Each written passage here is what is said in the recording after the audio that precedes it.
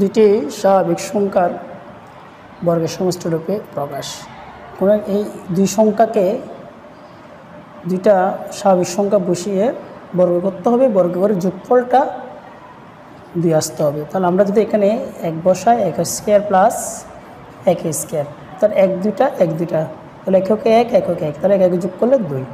পাঁচটা যদি আমরা বসাই তাহলে 1 স্কোয়ার প্লাস 2 স্কোয়ার, 2 দিয়ে 4 এককে 1, তাহলে এখানে 1 আর 4 যোগ করলে 5।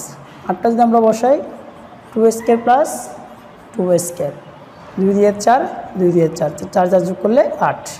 পাঁচটাকে যদি আমরা বসাই 5 স্কোয়ার প্লাস 5 স্কোয়ার, তাহলে 5 5 25, 5 5 25, তাহলে 25 আর 25 যোগ করলে হচ্ছে 50।